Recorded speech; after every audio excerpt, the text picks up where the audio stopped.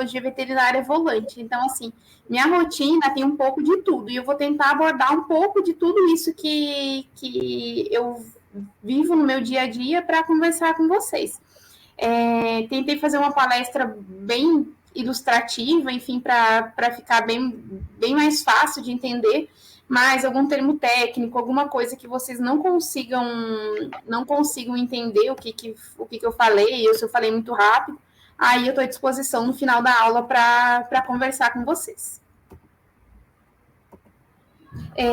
Para falar das minhas experiências, que nem as meninas já comentaram, eu sou membro da Academia Brasileira de Medicina Veterinária Intensiva, assim como membro da Academia de Cardiologia, né? Sou membro das duas áreas que eu atuo. Tenho certificação do ABC Cuidados Intensivos e do ABC Trauma pelo LAVEX, né? Que é a Academia Latino-Americana de Medicina Veterinária de Emergência, além de habilitação de ultrassonografia beira-leito, que eu também vou falar um pouquinho com vocês. E aí fiz vários cursos, enfim, estou fazendo pós-graduação nas duas áreas, fiz curso de aprimoramento tanto na Intensivete quanto na UFAP. Então, vou conversar com vocês um pouquinho sobre o dia a dia. Quando a gente vai falar de uma rotina de medicina veterinária de emergência, a gente costuma confundir um pouco a parte da medicina veterinária intensiva, que é a parte de UTI, com a medicina veterinária de emergência. Então, assim, a medicina veterinária intensiva, trabalhar numa UTI, você precisa estar no serviço adequado, no serviço médico adequado. Já uma medicina veterinária de emergência, para atender a emergência, você pode estar num consultório simples que atende dermatologia e chegar um paciente com um quadro de anafilaxia, com dificuldade respiratória, às vezes até no banho e tosa você pode atender um paciente crítico. Qual que é a minha orientação? Camila, nunca vou querer trabalhar em UTI, eu gosto de fazer pequenos atendimentos, consulta, ter esse contato mais direto com o cliente, que é muito bom também, eu atuo na área de clínica, então, assim, eu gosto muito de ter contato com o cliente, ter esse dia a dia, então, assim, isso não é nenhum problema. O que vocês precisam saber? Que vocês precisam estar preparados, mesmo atendendo um paciente num consultório pequeno que chegue de emergência, é nossa obrigação, enquanto médicos veterinários, a gente está preparado para atender esse paciente. E uma das coisas que nos preparam para atender esse paciente é um dos cursos que eu tinha falado com vocês, que é o ABC Trauma. O ABC Trauma, ele prepara a gente, um médico generalista, um clínico geral, para atender o paciente, dar o primeiro atendimento do paciente no âmbito até mesmo extra-hospitalar. Então, assim, quando a gente está na rua e atende um bichinho atropelado, o que fazer com esse animal, como estabilizar, para onde levar, o ABC Trauma ele acaba nos capacitando para esse tipo de serviço. Então, aqui, sobre os tipos de serviço, primeiro, tem a representação de um consultório, onde só está apto para fazer consultas, vacinas, pequenos procedimentos, como aplicar alguma medicação, mas nada mais do que isso. Aqui no segundo exemplo, a gente tem uma clínica veterinária, né, que tem mais recurso em relação a um pequeno consultório, e aqui um exemplo de um grande hospital veterinário lá em Curitiba, que tem tomografia, ressonância, atendimento laboratório 24 horas, raio-x 24 horas, exame de imagem 24 horas. Então, tem esses 3 tipos de serviço que a gente pode atuar. A gente pode atender emergência nos 3 tipos de serviços. Porém, em um hospital referência, é óbvio que a casuística vai acabar sendo maior e vai necessitar da gente uma especialização maior. Então, eu trabalho numa clínica 24 horas e num hospital 24 horas. É óbvio que no hospital a minha casuística é muito maior, então, assim, não tem nenhum dia que eu vá no hospital que eu não atenda uma emergência. Na clínica, praticamente todo dia, e quando eu trabalhava em consultório, dos 1 ano e meio que eu fiquei trabalhando em consultório, eu atendi 2 emergências só. Só que não é porque a gente atende menos que a gente tem que estar menos preparado, né? E aí, todo mundo brinca, né, que a vida de emergência são sempre minutos de tensão e horas de tédio, porque a gente nunca sabe quando o paciente vai chegar, de que maneira vai chegar. Então, assim, trabalhando no pronto atendimento, 99% dos pacientes, eles chegam com queixas inespecíficas, mas eles chegam estáveis. O momento de tensão é quando eles chegam instáveis e a gente precisa estar preparado e com uma equipe bem preparada para atender melhor esses pacientes. E aí, agora a gente vai destrinchar um pouco desse dia a dia, né, de como que é esses minutos de tensão. Eu, particularmente, prefiro os minutos de tensão do que as horas de tédio, né, mas é bom trabalhar sempre na correria, né, mas principalmente se a gente tem uma equipe capacitada. Então, aqui para ilustrar um pouco da rotina, tem dias que é assim, né, a gente está mesmo dentro do hospital, tem tempo para tirar foto com os pacientes. Aqui nessa foto dá para notar que não tem nenhum bicho mais internado aqui, então tem só os pequenininhos. Aí vai no colo de todo mundo, tira foto, brinca. Esse aqui num procedimento cirúrgico, recuperando na anestesia, e a gente com ele, só ele recuperando, tudo numa paz, tudo numa tranquilidade. Mas tem dias que tá assim, a internação tá cheia. E aí, como que vai ser a nossa abordagem em relação a essa internação cheia? Essa foto daquele hospital 24 horas que eu tinha falado lá no início, de Curitiba, essa foto eu tirei na época do meu estágio final. Então, assim, é um lugar onde são 4, 5 internações e geralmente com 40, 50 animais internados por dia. Então, todo na frente de todas as baias do paciente tem a queixa, tem o que o paciente está precisando, aí mostrando aqui que é extremamente importante. Todos os pacientes que estão em fluidoterapia, eles têm bomba de infusão, para que a gente consiga calcular a quantidade de soro, porque senão a patinha que tá dobrada, aquele soro não vai descer tão bem, ou se esticar a patinha, aquele paciente pode encharcar. Precisa, lugares grandes assim, precisa ter uma equipe de enfermagem, uma equipe de estagiários super bem treinadas para poder dar vazão desses pacientes todos. Então, assim, o médico fica basicamente para reavaliar a prescrição e com os pacientes mais críticos. Todos os outros pacientes, essa vazão é dada pelo médico auxiliar ou pelos enfermeiros e pelos estagiários. E aí, sempre é interessante a gente identificar qual que é o paciente, né? Identificar, que nem eu tinha falado para vocês, está tudo muito organizado e tudo muito identificado. Saber qual paciente é grave. Essas duas pacientes aqui foi na clínica que eu trabalho. Uma delas tinha suspeita de corpo estranho, então, assim, era uma possibilidade de fazer um tratamento cirúrgico, né? Tinha essa grande possibilidade de fazer um tratamento cirúrgico. Por isso, ela estava em jejum para a realização do ultrassom abdominal e, posteriormente, da cirurgia, caso não fosse necessário. Essa paciente era muito ansiosa, ela só podia ficar internada com a irmã.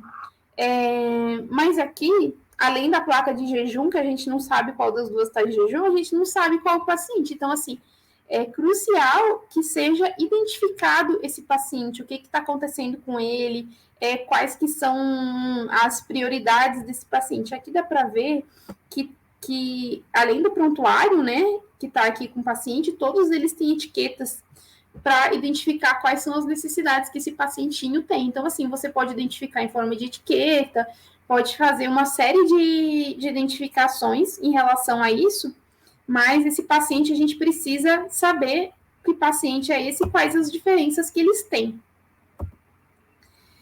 Porque senão acontece isso. Qual mesmo é o paciente? É o Lulu que está internado na internação 1, tem o Lulu da Pomerânia lá internado. Todos esses Lulu da Pomerânia, eles são meus pacientes. Alguns são graves, outros não são graves. E tem a possibilidade de todos já ficarem internados comigo. Então, assim, como que a gente vai diferenciar? Vai diferenciar pelo nome? Ok. Essa aqui é mel, essa também é mel. Qual mel Lulu da Pomerânia tá lá? Então, assim, o máximo de informação possível e tentar não atolar a identificação do paciente ao diagnóstico. A mel da piometra, a mel da corpo estranho. Que isso acaba confundindo um pouco também e deixando a gente focado muito no diagnóstico e talvez aquele diagnóstico não seja preciso e a gente vai focando numa coisa só quando vai mexer com o paciente e talvez ele esteja precisando de outro tipo de cuidado. Então, assim, a identificação nesses pacientes é crucial. A gente precisa saber que essa mel estava aqui para uma endoscopia, essa mel está aqui porque está vomitando, esse aqui está esperando que foi castrado, enfim. E todos são pacientes da mesma raça e podem muito bem ter se confundido em relação à identificação aqui. E aí, além disso, a gente precisa saber quem é o paciente, a particularidade que esse paciente tem, porque a abordagem que a gente vai ter nesse nenezinho da primeira foto é completamente diferente da abordagem que a gente vai ter do Todd, que é um fila gigantesco. As doses das medicações vão mudar, a forma como a gente vai abordar vai mudar. Um paciente bebezinho, recém-nascido, tende a desestabilizar muito mais fácil do que um filo adulto. Por exemplo, eu trabalho muito com geriatria. Paciente geriátrico é um paciente que ele desidrata muito fácil, da mesma forma que o filhote, que ele mascara muitos sintomas, e quando vê, ele é um paciente que estava compensado e de uma hora para outra ele acaba sendo descompensado. Então, assim, é crucial a gente identificar aquele paciente e saber quais são as diferenças, tanto em relação à espécie, quanto em relação a tamanho, peso, idade, quais as particularidades que aquele paciente tem. Um paciente, por exemplo, que tem uma doença endócrina crônica, a abordagem com ele é completamente diferente de um paciente rígido. Paciente aqui com leishmaniose, paciente com doença renal crônica. No meu caso, que eu atendo muito paciente cardiopata, a abordagem inicial que a gente vai dar no cardiopata da emergência é completamente diferente, porque, por exemplo, mesmo que ele chegue num choque hipovolêmico, a gente não vai poder infundir fluido da mesma maneira que infundiria fluido num paciente rígido.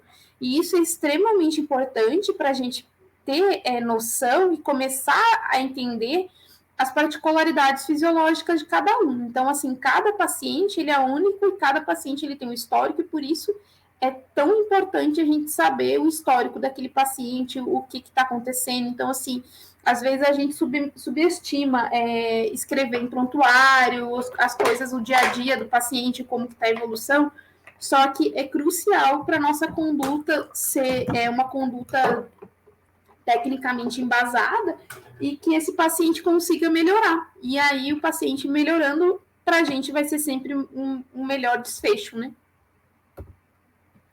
Então, a gente vai começar a falar do dia a dia de uma sala de urgência. Como que a gente começa a montar uma sala de urgência?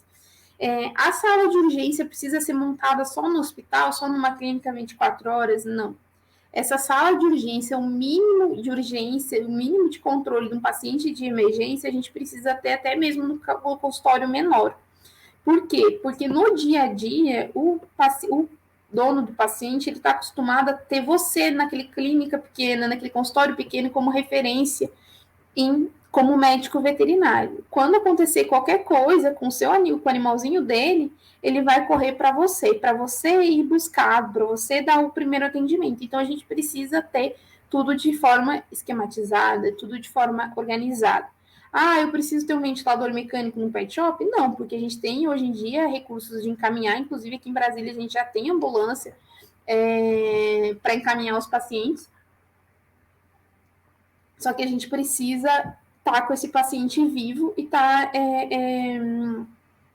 com esse paciente estável. Hoje mesmo a gente recebeu um paciente para ventilação mecânica. Ela chegou numa clínica, uma clínica 24 horas, inclusive, super boa. Teve uma parada respiratória lá. Se não fosse a perícia do paciente, do veterinário em restabelecer aquele animal no primeiro atendimento, não adiantava a gente ter ventilador mecânico, depois fazer hemogasometria, fazer todo esse cuidado posterior. Se não fosse a perícia do veterinário que atendeu ele no pronto atendimento nessa clínica, o desfecho seria diferente. Semana passada, a gente também recebeu um paciente intoxicado por toxina bufônica, né, de sapo.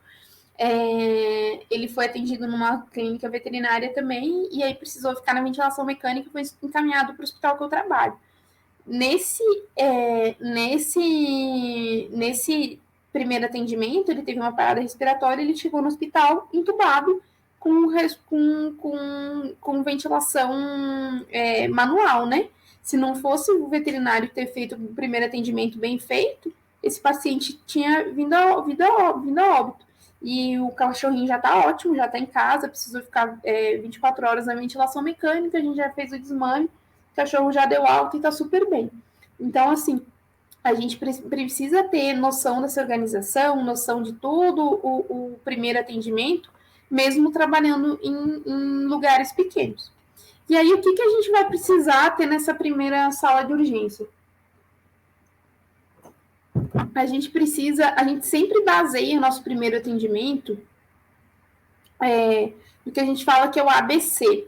Aí eu vou conversar com vocês um pouquinho mais para frente, mas assim, o que é o ABC? É manutenção de vias aéreas e uma boa oxigenação e manutenção da circulação. Então, o que a gente precisa ter nesse primeiro atendimento? Manutenção das vias aéreas. É alguma coisa que a gente consiga, se for necessário, entubar o paciente, manter esse paciente respirando. Ele não consegue respirar, ele teve uma parada, a gente precisa ter meios de entubá-lo e de fazer a respiração por ele até ele poder ser conduzido para um serviço mais especializado.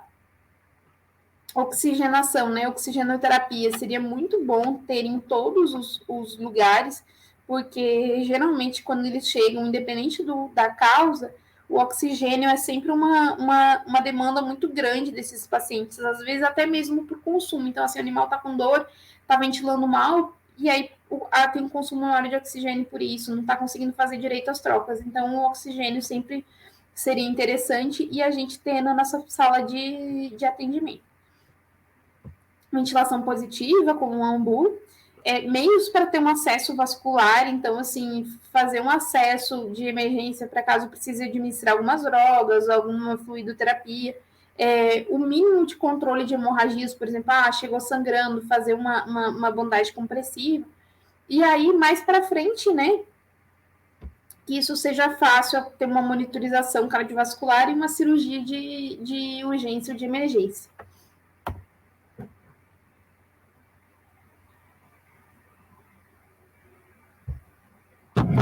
Quando a gente fala de área pronta, principalmente em lugares maiores que tem um atendimento, uma rotina maior, a gente precisa ter uma área pronta e certificar de que as coisas estão naquele lugar.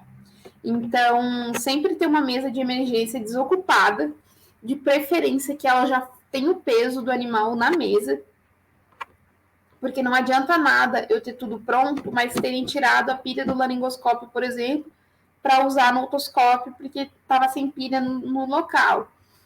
Ter todos os tamanhos de tubos estéreis para que a gente possa entubar o paciente.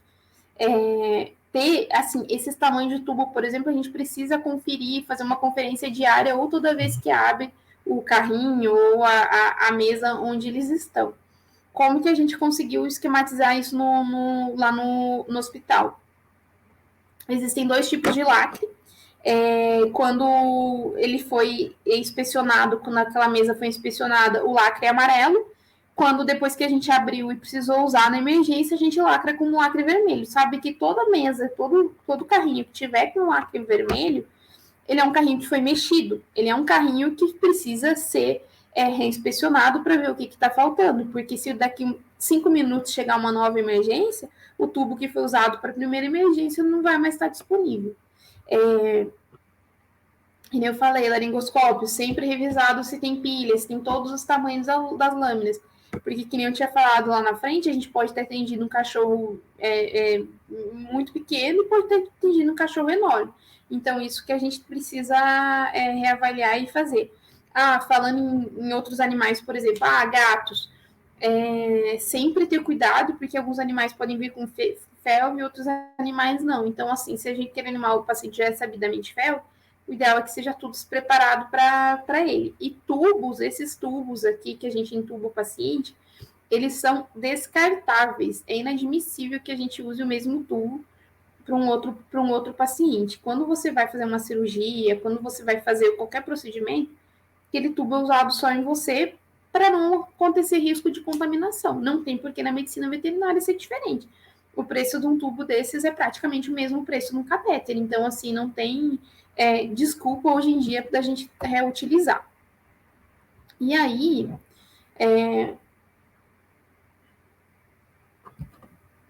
no carrinho de emergência, quando eu fiz os cursos, né, eu aprendi sempre manter nessa mesma sequência, né?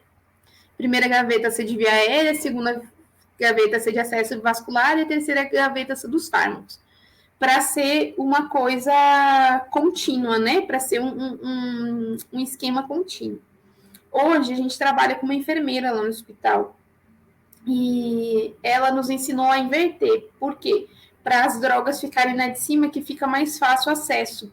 Então, assim, a ordem não vai fazer tanta diferença. O que vai fazer diferença para a gente é toda a equipe estar treinada e estar preparada para saber em que lugares fica cada coisa.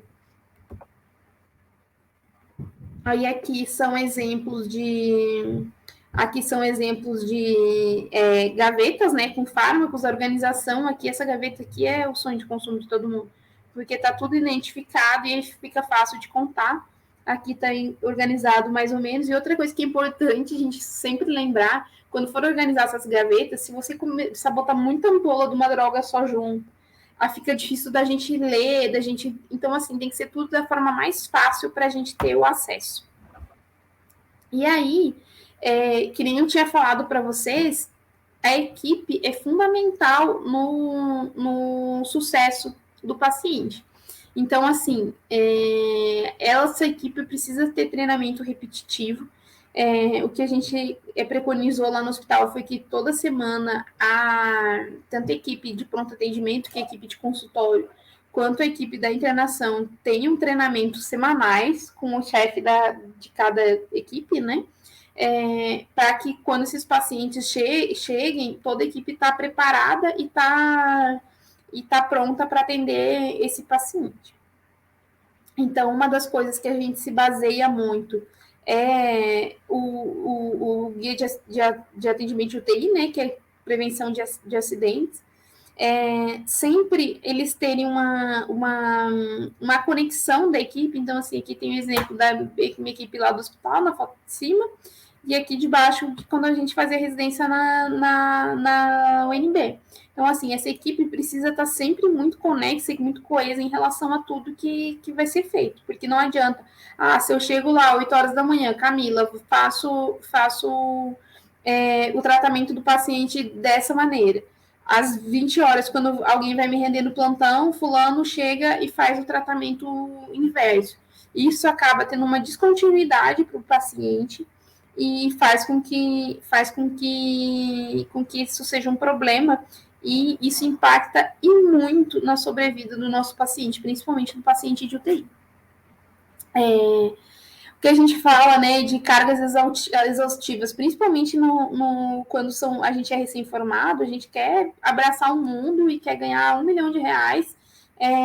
Então a gente pega plantão em tudo que é lugar, trabalha, e acaba que isso não tem tempo, a gente não tem tempo para estudar, para se especializar e para conseguir crescer.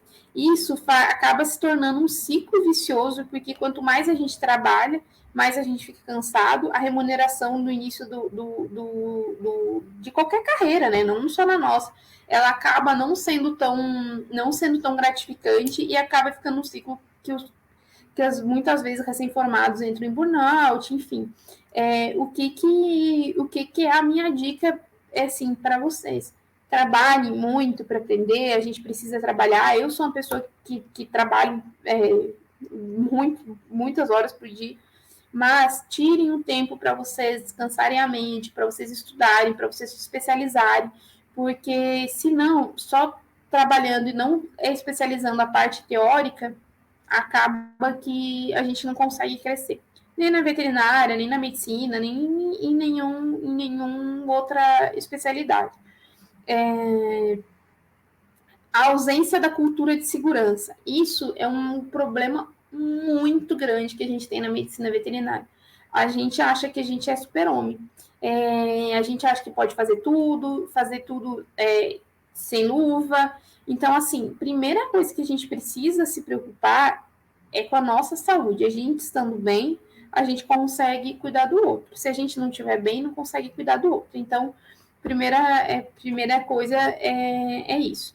E outro ponto crucial também é achar que a gente fez alguma coisa e será que isso realmente foi feito? Hoje em dia, com o prontuário eletrônico, fica muito fácil. Ter lá a medicação prescrita, você lá só dá um cliquezinho e vou fazer daqui 5 minutos e às vezes a gente esquece. É crucial que o que a gente fez, acha que fez, realmente tenha sido feito, porque senão isso impacta e muito na vida dos nossos pacientes da mesma forma.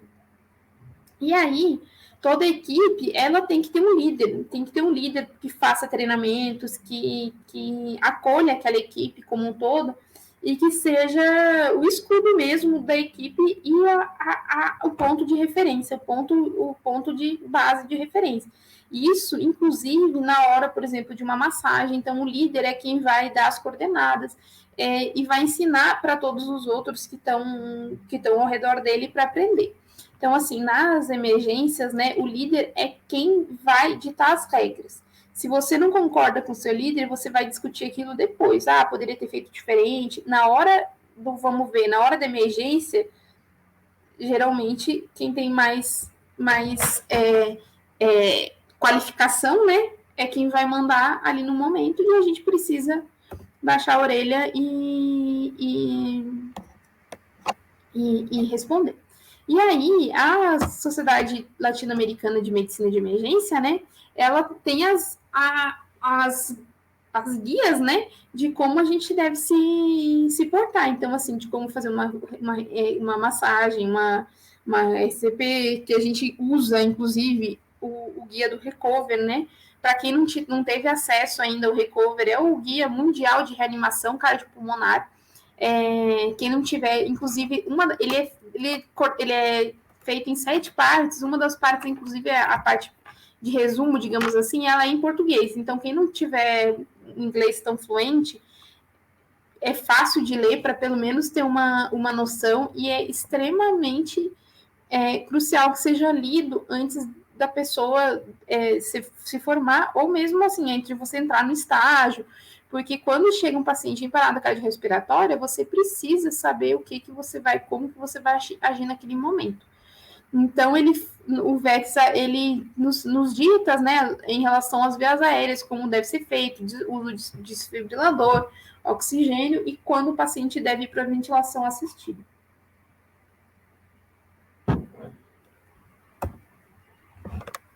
E aí, depois desse primeiro momento, né, o que o paciente vai precisar ser monitorizado, né? Vai precisar estar no eletro? Depende da gravidade do paciente, sim. Pressão arterial, extremamente importante. Todo mundo tem que saber como que se faz pressão arterial. Se alguém não souber ainda como se faz pressão arterial, eu estou disposta a ajudar vocês depois da aula, como que faz as medidas, enfim.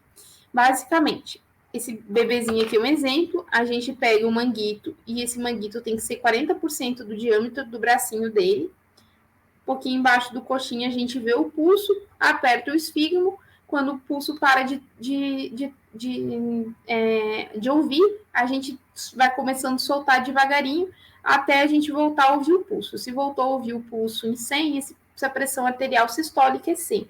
Quando a gente muda o barulho, o tipo de barulho, é a pressão diastólica. A pressão diastólica requer muito treino, nem sempre é fácil de ouvir. Porém, com o treinamento, a gente vai pegando o pulso cada vez mais fácil, cada vez mais rápido e treinando o ouvido. Por que a pressão arterial é importante? Porque a pressão arterial é um dos últimos parâmetros que vai descompensar no paciente. Então, assim, se a pressão arterial já está descompensada, é sinal que ele já usou todo o recurso que ele tinha para se manter até ali. Então, é um caso extremamente grave. Os outros sinais mais precoces não são graves? São tão graves quanto. Porém, a gente precisa ter, porque um paciente hipotenso é um paciente que a gente tende a perder logo. Ainda falando sobre monitorização, a pressão venosa central é uma pressão muito interessante, porque ela vê todo o fluxo do sangue do organismo, ela é colocada com um catéter super específico que coloca no jugular. Então, assim, não é em todo lugar que a gente pode colocar, porque é uma fonte de contaminação muito grande, mas em pacientes do UTI ele acaba sendo um mandatório. Oximetria de pulso também para ver saturação. Estetoscópio, eu vi que as meninas falaram que vão sortear um estetoscópio. Todo mundo que vai fazer estágio tem um estetoscópio, nem que seja um baratinho, aqueles, na minha época era R$20, hoje em dia deve ser mais, né? Mas enfim, nem que seja um baratinho, para vocês escutarem ao máximo os pacientes normais. Quando você escuta um paciente anormal, você já escutou tanto paciente normal que você sabe o que está diferente. Você pode não saber o que é, que ritmo é, e aí você vai pedir ajuda para um staff que seja mais experiente que você. Porém, você não vai esquecer a diferença do normal para o anormal. Então, assim, é de extrema importância ter esse cuidado. Lactímetro, glicosímetro e termômetro, eu vou passar mais para frente. Na monitorização do paciente internado, o que a gente vai precisar ver nesses pacientes?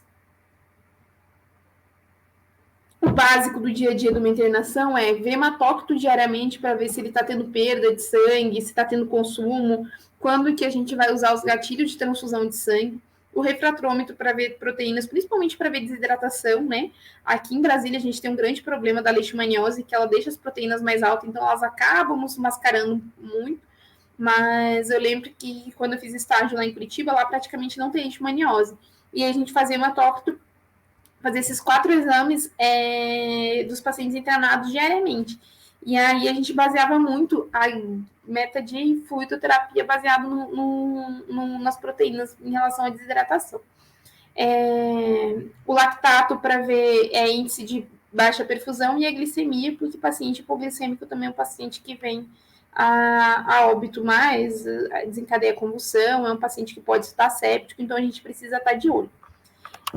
Todos esses exames, esses 4 exames que são cruciais, eles devem usar menos de 1 ml de sangue. Então, não é uma coisa que vai impactar em relação à saúde do paciente de forma a precisar ser seriado, precisar de alguma transfusão, pensando nisso, porque é muito pouco sangue que precisa mesmo. É uma gota, acho que umas 3, 4 gotas para o hematócrito, mesmo que você usando hematócrito, você usando o refratômetro, 2 gotas para lactato e 1 para glicemia. Então, é muito tranquilo de fazer. São aparelhos que são baratos, teoricamente, assim, né, para ter no dia a dia. Então, assim, um glicosímetro custa R$100, um lactímetro custa em torno de 1.000 e pouco, um pouco mais caro. O refratômetro é barato também, e o hematócrito, a microcentrífuga, custa um pouco mais, mas acaba a gente usando a mesma do laboratório. E aí, chegando nesse momento, a gente tem que pensar, e aí, esse paciente, ele é emergência mesmo? A gente vai classificar esse paciente como emergência? Isso acontece muito, muito, muito, muito no meu dia a dia. O doutor vem falando, ele está em emergência. E quando a gente vai ver que aquele paciente está estável, pode esperar por um atendimento, no pronto atendimento, né, no consultório com horário marcado, e nem sempre ele é emergência. Mas às vezes, eles realmente são emergências. Então, assim, o que a gente vê dos nossos pacientes que vêm para o atendimento emergencial? Grande parte são pacientes que são já pacientes crônicos que descompensam de uma hora para outra. Então, ontem mesmo a gente estava no hospital para fazer uma reunião e chegou uma cardiopata, tinha descompensado. Com muita crepitação pulmonar, já cianótica, com muita dificuldade respiratória. Aí toda a equipe atendeu ela, estabilizou, né? Hoje, graças a Deus, já tá melhor, já tá evoluindo bem. Mas ela já é uma paciente com um estágio mais avançado de cardiopatia, né? Então, eventualmente, ela chega descompensada. Infelizmente, a gente não está conseguindo retardar essa descompensação. Ou os pacientes politraumatizados, que dependendo do local onde você fica, pode chegar a 10 a 20% dos locais do seu atendimento emergencial. E isso no atendimento, quando a gente atende bastante na rotina, assim, isso acaba sendo muito. Então, assim, pode chegar por acidentado de carro, briga. Aqui em Brasília a gente tem visto cada vez mais capivara atacando. pacientes descompensados, um paciente renal descompensado, um paciente cardiopata descompensado. Só que qual que é a grande diferença dos dois? O politraumatizado, o dono se convence que ele é grave, que ele é emergência, que ele precisa vir. O descompensado crônico, não, porque ele a vida inteira fez sim, ele sempre descompensa. E aí acaba, às vezes, o dono demorando mais para vir. Então, aqui tem o caso de uma fratura, né, de um paciente que chegou fraturado, e aqui essa cachorrinha valente, ela foi para cima do Rottweiler brigar. E aí ela teve uma perfuração de tórax, o pulmãozinho dela saía para fora. E aqui já é na recuperação dela do pós-cirúrgico. E já acordou. Primeira coisa que ela quis morder com um bom pincher foi morder, né? A gente que estava no centro cirúrgico com ela. Mas é uma pacientinha que, apesar da gravidade, sim, a perfuração de tórax mais grave que eu já vi na minha vida, tá bem até hoje. Vai lá de vez em quando me morder. E aí, quando a gente fala de um paciente com trauma grave, a gente tem a hora de ouro que a gente fala, né? Que é a primeira hora que vai nos dizer se aquele paciente vai viver ou vai morrer. E foi o exemplo que eu tinha dado desses pacientes que chegaram nos outros atendimentos, nos atendimentos dos colegas, e aí, se não fosse a perícia dos colegas de conseguir estabilizar o paciente para poder encaminhar depois para ventilação, esses pacientes teriam morrido na primeira hora. Por isso que 50% dos pacientes, eles morrem na primeira hora.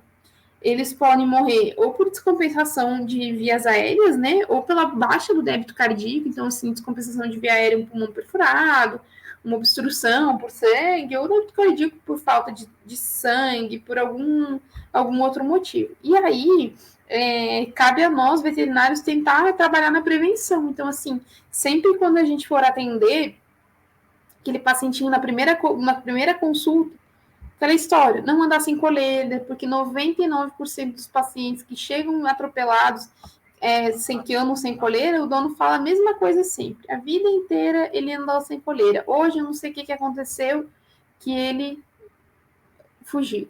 Ah, sempre obedeceu. Hoje foi diferente. Questão de telar apartamento, é muito importante que apartamento seja telado, porque senão os gatinhos tendem a ir atrás de passarinho e acaba fazendo a síndrome do gato voador, que geralmente acontece de lesão feia. E gato, principalmente, né, não ter acesso à rua. O gatinho que tem acesso à rua, ele tem chance maior de ter doença, ele tem chance maior de ser atropelado, ele tem chance maior de passar por maus tratos. Então, assim, é crucial que a gente, quanto médico veterinário, desde a primeira consulta, desde o filhotinho, vá plantando uma semente de que gato não tem que ser livre, gato tem que estar sobre vigia, tem que ter em ambiente telado, enfim, para que a gente consiga prevenir. Depois dessa hora de ouro, a gente tem a morte até a primeira hora, que são geralmente quando eles chegam, né? Então, assim, o tempo é crucial nesses pacientes. O tempo é crucial, porque eles chegam compensados e aí depois eles tendem a desestabilizar logo que chegam no nosso atendimento. Esse paciente aqui é um caso que ele teve um trauma crânioencefálico, ele caiu. Ontem mesmo a gente atendeu foi minha equipe que atendeu, não fui nem eu. Um paciente também que caiu do colo de uma criança e estava com trauma crânioencefálico. Então, assim, é de extrema importância esse atendimento ser um atendimento rápido. Então, esses pacientes que têm consciência rebaixada, que têm um histórico de trauma recente, eles precisam, mesmo que eles estejam bem, eles precisam entrar como atendimento prioritário, porque daqui para descompensar é muito rápido. E você perder um paciente desses que descompensa dentro do seu atendimento é muito difícil.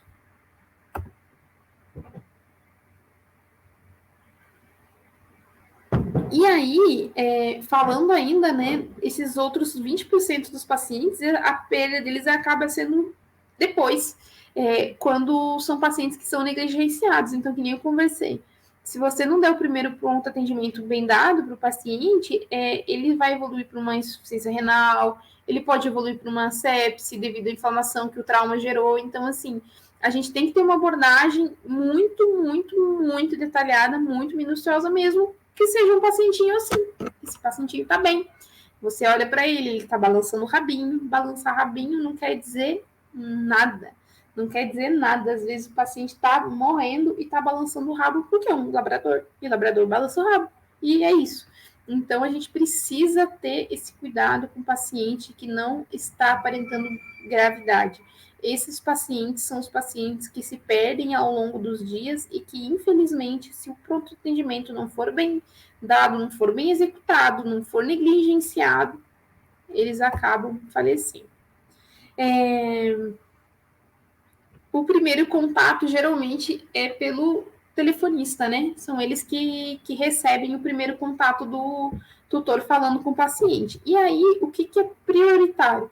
Uma imobilização, o recepcionista passar para que seja feita uma imobilização bem feita, sangramento de hemorragias e sangramento, e para que evitar que o paciente evolua para hipotermia. Resolvendo isso no primeiro atendimento, mesmo que não seja uma pessoa especializada, depois a gente tende a se virar. E aí, quando a gente fala de triagem, tem uma definição, né, que a atenção meticulosa aos detalhes no paciente recém-traumatizado por meio de inúmeras pequenas práticas podem prevenir um problema mais sério e até mesmo reduzir o tempo de convalescência. Então, assim, se a gente triou o paciente mal triado, a tendência é que no futuro ele vai ter que ficar mais tempo no UTI, vai ficar mais tempo internado, vai precisar ter um cuidado, suporte maior, um trabalho de fisioterapia depois. E aí, uma coisa que a gente sempre fala, que o complexo não salva tanto a vida quanto o simples. Então, assim, você saber fazer o beabá bem feito, o ABC bem feito, no caso, né, é crucial para esses pacientes. E agora a gente vai entrar um pouco nessas classificações de triagem.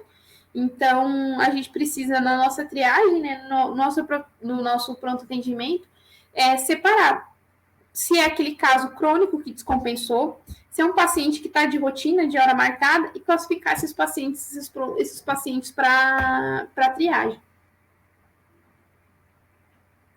É uma pena a gente não tá com vocês aqui para conversar sobre quais dessas imagens choca mais num pronto atendimento e qual dessas imagens que é o paciente mais grave. Esse paciente aqui teve se não me engano, foi atacado por capivara. Tem muito tempo isso. Mas ele tem essa lesão muito feia, assim, tinha muita dor, estava muito inchado, extremamente inchado. E esse pincherzinho aqui estava dormindo dentro da caixinha. Qual desses pacientes é mais grave? Pessoas não treinadas, 99% vão dizer que esse aqui, porque esse aqui chama atenção. Que nem eu falei para vocês, esse aqui, o tutor, está convencido que esse paciente é grave, que esse paciente pode virar óbito, que esse paciente aconteceu uma coisa repentina com ele. Então, esse aqui é o dono que vai chegar gritando e que o paciente dele está de emergência, que precisa de um médico naquele momento. E nunca, a não ser que vocês tenham um argumento muito bem embasado, muito técnico, vai deixar você passar o pincher na frente. Só que o pincher, ele não estava dormindo. Ele estava com a consciência reduzida devido à hipoglicemia, hipotermia e hipotensão. Esse paciente pincher é um paciente infinitamente mais grave do que o outro. Como que a gente faz para contornar isso? A gente precisa ter meios para justificar. O pincherzinho, infelizmente, ele não resistiu. Ele tinha um quadro séptico muito grave, ele chegou muito grave e acabou não resistindo durante o período da internação. Esse da pata, apesar de estar feio, tá bem, tá ótimo, atendo até hoje, faço vacina dele. Toda vez ele vem para consulta de check-up, ele tá muito bem. O pincherzinho, infelizmente, não. Então, assim, principalmente quando a gente atende gato, gato mascara muitos sintomas. Então, o gatinho tá quietinho dentro da caixinha, o outro que tá com esse problema acaba passando antes. E aí a gente perde o tempo de fazer as manobras com o outro. Então, a gente tem algumas classificações. E até o professor Rabelo, que fez essa classificação mesmo, nos livros dele tem, em relação ao atendimento, né? Quais são os de emergência, quais são os críticos, quais são os urgentes e quais são os pacientes de urgência relativa. Então, o paciente de emergência é aquele que vai chegar em parada, inconsciente. Então, no caso do Pinter, ele era um paciente inconsciente. Uma insuficiência respiratória traumática, eles precisam ser atendidos imediatamente. Se você estiver fazendo uma consulta com vacina, se você estiver fazendo, você é o único veterinário, aquele paciente, se você não der o primeiro atendimento para ele imediatamente, ele vai morrer. Talvez morra mesmo se você der o primeiro atendimento imediatamente. Porém, ele precisa ter um pronto atendimento rápido. O segundo caso, são pacientes emergentes críticos que estão um pouco mais estáveis e têm a possibilidade de óbito nos próximos minutos. São pacientes choque, são pacientes com problema ventilatório, com uma hipotensão severa, com uma disfunção respiratória, mas que ainda não evoluiu para parada. O caso 3 são pacientes com fratura exposta, com ferida aberta, que é o caso daquela perna que eu tinha mostrado para vocês, pacientes queimados. Então, assim, entre o Pinter, que estava no classe de triagem 1, e o 3, tem muito bicho para a gente encaixar aí. Então, assim, pode ser que o tutor não fique confortável em relação àquilo. Como assim? Meu paciente está aqui com uma fratura exposta e não está sendo atendido mais rápido. Se não tiver ninguém mais urgente que ele, o fratura exposta vai passar na frente. Mas se tiver alguém mais urgente que ele, não vai passar na frente. E isso acontece em hospital humano também. A gente é triado o tempo inteiro.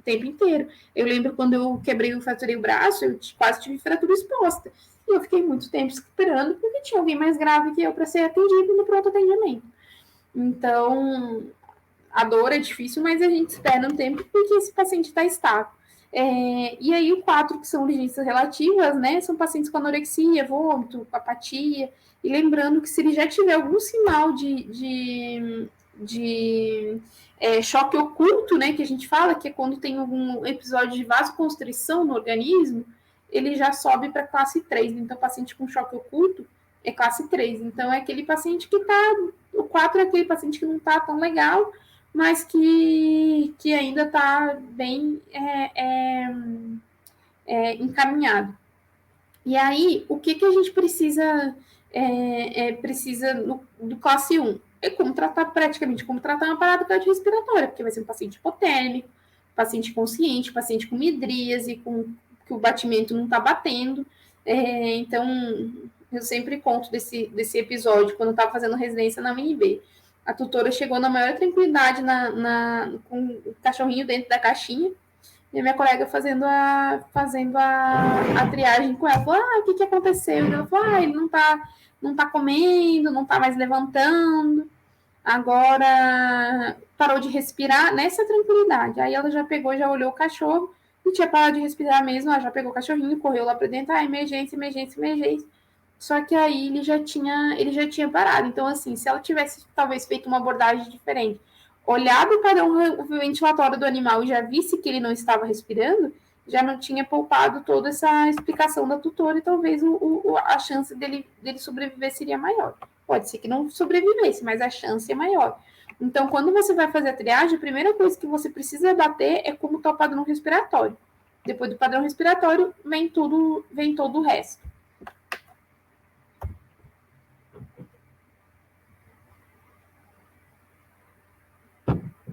E aí, quando a gente está numa emergência, a gente precisa fazer uma anamnese de emergência, com o que a gente fala, né? Que é a cena com capum, que a gente chama. Que é cena, alergia, passado, prenhez, a última refeição e as medicações que está tomando. Isso já te ajuda muito a você direcionar uma abordagem mais tranquila para o paciente. Esse é um caso que só me mandaram a foto desse raio-x, perguntando o que eu achava que tinha que fazer. Enfim, aí eu peguei e passei todo o protocolo de analgesia, de sondar, porque devia estar doendo muito, sondar para ver se não tinha hemorragia, ultrassom abdominal para ver se não tinha nenhuma ruptura abdominal, e depois que eu tinha passado todo o protocolo, ela me mandou o vídeo da cachorra. Se eu tivesse feito uma anamnese bem feita, eu saberia que essa cachorra ela anda, apesar de ter o fêmur desse jeito. Então, assim, é crucial que a gente saiba fazer uma anamnese bem feita para poder, depois disso, guiar um protocolo. E aí, os protocolos, eles são feitos para serem cumpridos, para serem seguidos, mas eles não são enrijecidos. A gente tem que ter um protocolo para fazer tudo fluir de forma mais fácil, porém, a gente também tem que, dentro do protocolo, usar a cabeça para ver o que vai ser melhor.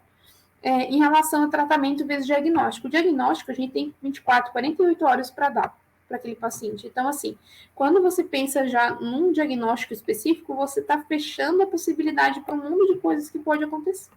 Não fechem as possibilidades diagnósticas, porque às vezes a gente come bola e acaba o paciente sendo prejudicado por isso. Então, o diagnóstico a gente fecha depois, a gente vai fazer o tratamento inicial, abordagem primária, a gente vai manter esse paciente vivo para depois fazer um diagnóstico. E é essencial um exame físico minucioso. Então, como abordagem inicial, a gente vai ter a parte de vias aéreas, respiração, circulação e depois algum outro deambulação, enfim, inconsciência. Então, quando a gente aparece um paciente na abordagem inicial, a gente precisa ver a posição que ele está e se ele tem uma estabilidade cervical, porque é uma das coisas que a gente pode prejudicar o paciente. Então, principalmente na parte de intubar, se você não sabe do que aquele paciente veio a parar, nunca intubar ele com a cabeça assim. Sempre intubar em decúbito lateral com a cervical estabilizada, porque senão você vai prejudicar o paciente. E nosso primeiro mandamento é não causar o mal. Vias aéreas precisam estar patentes. Cada minuto de atraso a gente demora e aumenta muito a chance do risco de óbito do paciente. Então a gente precisa saber como usa o laringo. O laringo tem que estar com a lanterna ligada, tem que estar tudo certinho para a gente poder entubar o paciente. Naringoscópio, essas são as lâminas que a gente pode encontrar, então a gente precisa, um paciente grande vai ser uma lâmina dessa, às vezes tem lâmina reta também, um paciente menorzinho, uma lâmina dessas, pode ser usada a lâmina reta, para a gente poder fazer. Aspirar e liberar vias aéreas, a gente não consegue intubar de forma específica, de forma correta, se a gente não encontrar o que a gente está entubando. Entubar às cegas, você tem mais 50% de chance de errar, porque entubar esôfago é mais fácil do que entubar a traqueia. Então, sempre aspirar e liberar as vias aéreas para a gente poder entubar. Onde que a gente vai entubar? Aqui a gente vai ter epiglote, que vai ser baixada, cordas vocais, as aretenoides, que são as bolinhas, o esôfago aqui embaixo, e a gente vai colocar nesse buraquinho aqui, neste do meio aqui. Sempre visualizando o que a gente está fazendo. Se a gente não visualizar, a chance... Tem várias estruturas aqui para nos impedir da intubação. O esôfago está livre. A chance de intubar em esôfago é maior. Aqui está um exemplo de um palato prolongado por conta de um boxerzinho que acaba sendo mais difícil. As vias aéreas, a gente divide em quatro possibilidades de intubação, onde a coma que, tipo 1, que é a mais fácil de intubar, você consegue ver toda a glote, às vezes você não consegue ver, sendo que 3 e 4 já tem indicação cirúrgica, não tem indicação de tentar fazer o tubo porque você não está vendo a glote onde você vai entrar, neste buraco que você vai entrar. Lembrando que gatinhos, para entubar, precisa colocar um spray de lidocaína para eles não fazerem paralisia. Além do tubo que a gente utiliza, a gente pode utilizar máscara laríngea, que fica mais fácil de fazer a intubação, porque é só você colocar a máscara, ele mesmo já cobre o esôfago e já vai para o lugar certo. Então, paciente muito difícil de intubar. Paciente geralmente coma tipo 2, no máximo tipo 3, a gente consegue usar a máscara laríngea para solucionar esse problema. Sempre, sempre, sempre inspecionar vias aéreas antes de fazer qualquer procedimento. Esse é um exemplo de um gatinho que caiu, foi atropelado, na verdade, todo ensanguentado. Imagina o tanto de sangue que tem de fora. Como é que não está dentro dessa boca? Como é que a gente vai entubar se a gente não limpar, se a gente não aspirar, se a gente não cuidar dessa via aérea? Não tem como. Aqui, obstrução. Olha esse paciente cheio de papiloma. Como que entuba esse paciente? Esse gatinho aqui mostrando toda a via aérea dele aberta. Sempre precisa inspecionar. O paciente não deixa e está muito dispineico, ceda inspeciona, porque às vezes você está comendo bola, às vezes o paciente está obstruído. E é por isso que ele está ruim.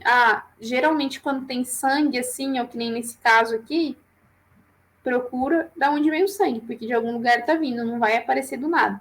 E esse paciente aqui, como é que entuba? A veterinária da foto conseguiu.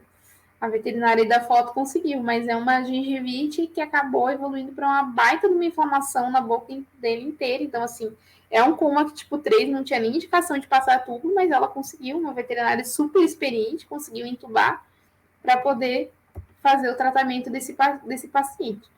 Vias aéreas, em relação da cricotireoidectomia, é uma possibilidade de um pronto atendimento mais rápido, então a gente pega nessa cartilagem aqui, onde a gente muda de voz quando fala, no cachorro a mesma coisa, vai descendo, quando vê o buraquinho, coloca um catéter grosso ali, pelo menos para deixar a via aérea patente, para depois ver o que vai fazer, se vai fazer uma tráqueo, enfim. Traqueotomia, paciente em ventilação por muito tempo, mandatório, paciente com ventilação por mais que 7 dias, pelo menos, mandatório fazer a traque. E a gente faz igual faz em humano, eu não tenho nenhuma foto de cachorro aqui, acaba que são sempre pacientes que são de emergência, a gente acaba esquecendo de tirar. E aí depois a gente precisa, além de manter a via aérea, garantir que o paciente tem uma boa ventilação, que ele consiga, que a gente consiga estabilizar ele a ponto de ele ter uma boa ventilação. E o que nos faz levar a pensar que ele não está ventilando bem? Primeira coisa, dor. Nem falei para vocês, dor e ansiedade. Se o paciente não estiver ventilando bem, ceda. Ceda. Paciente sedado é fácil, mais fácil de avaliar, consome menos oxigênio, diminui a ansiedade. Então, assim, sedar o paciente num atendimento de emergencial, mesmo você não sendo anestesista, você precisa se capacitar para isso, porque às vezes é o que salva a vida do paciente. E aí, depois disso, a gente investigar. Ele não está ventilando bem, por quê? Será que ele tem um pneumotórax? A gente precisa drenar um hemotórax. Tem um pneumotórax hipertensivo. O que é isso? É um pneumotórax que tem a pressão muito alta dentro da cavidade, que diminui o retorno venoso. Fratura. Tem uma ruptura diafragmática. Depois eu vou mostrar um vídeo para vocês de uma gatinha com ruptura diafragmática. Tórax instáveis, quando tem muita costelinha quebrada. Tudo isso a gente precisa estabilizar para que seja feito o paciente com garantir uma boa ventilação do paciente. Deixa eu só ver se esse aqui é vídeo. Não. Aqui é um paciente que estava instável, cardiopata também. Pode ver que a gente sedou ela, botou na máscara, a saturação lá em cima com uma curva boa, tá aparecendo aqui 95, ou seja, está uma saturação ótima. A frequência tá boa, apesar da onda tá bem feia, mas mesmo assim, 60 movimentos respiratórios por minuto. É muita coisa ainda, é muita coisa. Então a gente precisou andar mais um pouco até conseguir estabilizar ela, e ela conseguiu estabilizá-la, acabou ficando bem. Para a gente manter uma boa ventilação, a gente precisa de uma bolsa de reanimação quando o paciente precisar ser entubado. Aqui é para a gente garantir a ventilação, a gente aperta aqui para garantir a ventilação, e essa bolsa atrás é crucial para ela manter o oxigênio, senão a gente acaba não mantendo o oxigênio. Para a gente garantir uma boa ventilação, os pacientes precisam, muitas vezes, ficar no oxigênio. Que nem eu falei para vocês, o oxigênio ele acaba sendo crucial nesses pacientes politraumatizados, que chegam com inespecífico, porque qualquer situação patológica acaba aumentando o consumo de oxigênio, e aí a gente suplementa para a gente conseguir dar um suporte. Então, aqui, no caso de uma pacientinha que tinha hipertensão pulmonar, ela precisava ficar na câmara de oxigênio, então ela está numa câmara de oxigênio, porque ela não suportava outros métodos de oxigenoterapia. Aqui é um gatinho que chegou com fratura de costela, e aí, para não precisar sedar ele logo, porque ele já estava entrando em cirurgia, ele deu sorte, ele chegou na triagem, e a estabilização dele era cirúrgica, não tinha o que fazer clinicamente por ele. Então, a gente estava tentando só botar o máximo de oxigênio para ele, dando suporte, mas ele já estava entrando em cirurgia. Por isso que ele não estava com máscara, porque assim, só deixar o caninho assim, a fração de oxigênio que ele vai inspirar é muito pequena. É muito pequena, então acaba que era só para dar o mínimo de suporte até ele entrar em cirurgia. Aqui uma câmara de ventilação. Esse era outro que não ficava de jeito nenhum. Então, a gente arrumou uma caixinha e botou ele na oxigenoterapia. Quais são os outros métodos que a gente pode fazer? Máscara. Aqui, minha filha fazendo tomografia, ela não tinha sido não precisou nem ser entubada, porque era um procedimento rápido. Ficou com a máscarazinha ali, saturando super bem, fez um bolinho de propofol, já fez a toma e já resolveu o problema dela. Outro método de oxigenação que a gente pode fazer, usar esse colar aqui e botar um papel filme aqui na frente para o animalzinho ficar. E o meu método preferido é botar uma canulazinha, né? Botar um tubinho, um caninho de oxigênio. Eu achei que eu tivesse trazido fotos, eu não tenho. Depois eu vou ver se eu acho foto para vocês da cânula de oxigênio. É onde a gente consegue uma maior fração de inspiração de oxigênio e eles acabam ficando bem confortáveis. Para a gente saber em relação à oxigenação, se está tendo uma boa ventilação mesmo, eles precisam ficar monitorizados. E aí, eu não sei se você sabe, só dar o número do oxímetro, ele não nos diz muita coisa. O número sozinho, o número isolado, ele não nos diz. A gente precisa com que a curva de oximetria, essa curva aqui, ela esteja num bom padrão. Aí é assunto para outros encontros, mas a gente precisa de uma curva. Então, assim, esses oxímetros que estavam vendendo muito por conta de Covid, que vem só um número, isso não nos diz muita coisa, isso não nos ajuda em muita coisa. Por quê? Porque a gente, com o oxímetro sem a curva, a gente não sabe se ele está tendo uma perfusão boa e consegue fazer a avaliação. Aqui é um vídeo. Agora eu não sei se ele vai passar. Ah, vai.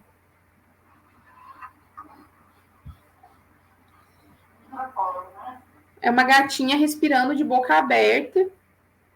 É uma gatinha com hérnia diafragmática respirando de boca aberta. Ela estava na câmara de oxigênio. Mas, olha, para um gato chegar a respirar de boca aberta, é muito difícil. Ele tem que estar muito ruinzinho. E essa aqui, realmente, ela estava.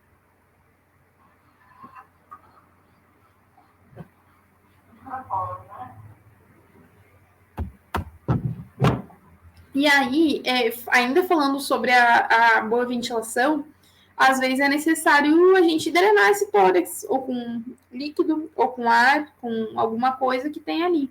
Então, a gente vai drenar esse tórax de que maneira? A gente vai entrar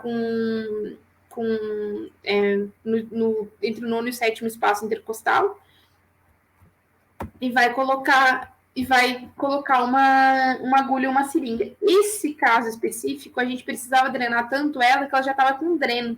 É um dreno bem específico que ele já tem onde encaixar a agulha. Mas é mais ou menos a mesma posição e essa cachorrinha ela acumulou muito líquido no tórax. A gente ainda não chegou ao diagnóstico, porém agora ela está de dreno, fica mais fácil a gente drenar ela toda vez.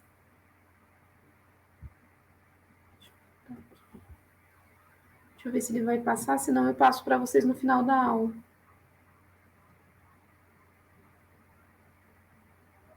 Aqui ele está drenando o ar. Depois, qualquer coisa, eu passo mais vídeo para vocês no final da aula.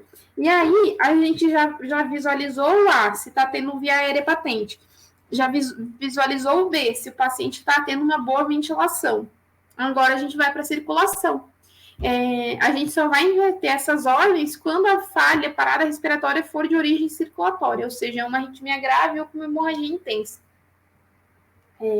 Então, a gente precisa ver aqui, que nem eu falei para vocês, com uma hemorragia arterial, com uma fibrilação. Aqui tem um exemplo de uma fibrilação ventricular, que é um ritmo de parada, é quando ele está completamente descoordenado. Não confundir com fibrilação atrial, que os pacientes vivem até estáveis dentro do quadro, que a gente consegue auscultar um ritmo bem diferente, bem bagunçado, mas não é ritmo de parada. Fibrilação é ventricular e arritmia ventricular sem pulso são ritmos de parada e precisa ser feito intervenção, e entre elas reanimação, né? Abrir todo o protocolo de reanimação cardiopulmonar ou mesmo uso de desfibrilador. Quando a gente vai ver a circulação, o que a gente precisa ver? O ritmo. Esse paciente aqui é um bulldog, e ele tinha arritmia. Então, nem sempre que o coração dele batia, o pulso batia junto, era sincrônico. Então, a gente sempre precisa saber se aquele coração está batendo, está sincrônico com o pulso. Se não estiver sincrônico, é algum tipo de arritmia que a gente tem que investigar.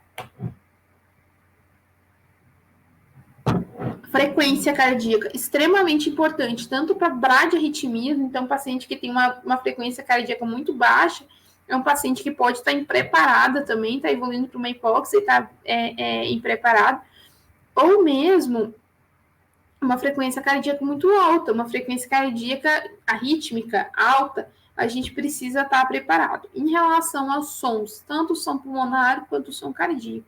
No som, você vai ver se está abafado, então, se tiver abafado, pode ser um pneumotórax, um hemotórax líquido dentro do tórax, a gente vai ter que drenar. Pode ser massa, pode ser pneumonia se tiver abafado. Se tiver um som timpânico, pode ser pneumotórax. Até mesmo sopro, se esse paciente tem sopro, pode estar nos indicando, por exemplo, a um paciente que chega com dificuldade respiratória com sopro muito alto, provável que ele tenha um edema pulmonar de origem cardiogênica. A gente vai ter um tipo de conduta. Se ele não tiver um sopro tão alto, mais difícil que seja cardiogênico, o tipo de conduta é outro. Aqui, em relação aos ritmos, esse é um ritmo de um ataque ventricular que vai acontecer já. E cada batimento desse diferente... não, ele não vai evoluir para ataque. Cada batimento desse diferente, tá vendo que é um arrítmico, um escape, que a gente chama, né? Que é um VPC, e um batimento normal. Um VPC, que é um batimento prematuro, e um batimento normal. VPC é um normal. Se chama bigeminismo. Escape é quando a frequência fica mais baixa e ele solta um batimento do ventrículo para como se fosse salvar o coração. Eles têm a mesma conformação, mas eles são de causas diferentes. E aí o VPC, a gente precisa tratar se ele evolui para uma arritmia grave. O escape, se a gente tratar, a gente mata, porque é o coração que está salvando o paciente. E aqui, sim, ele evoluiu para uma taquicardia ventricular paroxística, que ele vai e depois ele para. Ele faz de novo e para. E volta ao normal e faz mais um batimento e para. Essas arritmias eu estou falando para vocês só por cima, daí depois, se vocês tiverem dúvidas, porque se eu fosse falar de cada uma, não ia ter tempo. E sobre a circulação, a gente precisa sempre ver a coloração das mucosas do paciente, né? Então, se o paciente está com uma mucosa muito hiperêmica, se o paciente está com uma mucosa, essa aqui primeiro é da minha cachorra mesmo, uma mucosa normal, bem rosinha, bonitinha. Essa aqui dá para ver que está do cor da minha luva, ou seja, está faltando sangue. Essa aqui, amarelada. Por quê? Está hemolizando? O que está acontecendo aqui? Está amarelado.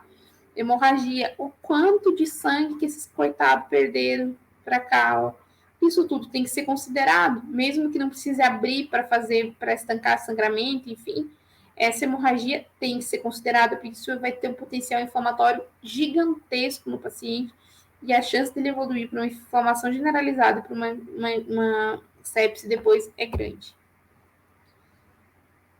Aqui, hemorragia menor, localizada, aqui, maior, acho que até é o mesmo.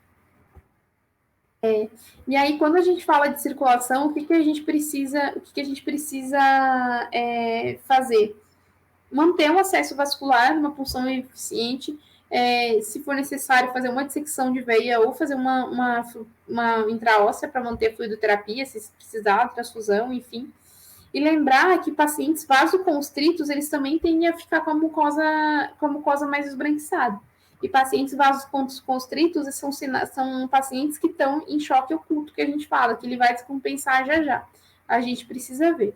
Aqui a ordem do que escolher, na verdade, assim, entre dissecar e fazer uma intraóssea, é muito de gosto. Tem colégios que falam que a intraóssea é mais eficiente, tem colégios que falam que a dissecção é mais eficiente. Depende muito da mão de quem estiver fazendo.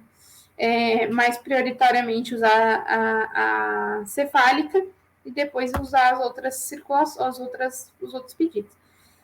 essencial. Quando vocês têm um paciente traumatizado, você não tem uma rigorosidade tão grande em relação a limpar o local da punção. Então, por isso, sempre trocar o acesso venoso depois, quando ele estiver estável e for para internação. Tamanho dos catéteres, para quem não sabe, eles variam de acordo com a cor. E aí, existe um menor ainda que esse amarelo, que é o roxinho, né? Que é o 26. Então, eles vão vindo pelo tamanho, que é esse aqui 24, 22, 20, 18, 14, 16, 14. E aqui, depois a gente avaliar a volemia do paciente. Essa aqui é uma paciente que era cardiopata e os tutores eram médicos e davam furosemida para ela sempre que ela ficava respirando mal. Ela entrou numa acidose respiratória por conta do rim. E eles acharam que o problema era edema pulmonar e deram mais furosemida. Ela chegou extremamente seca no meu atendimento.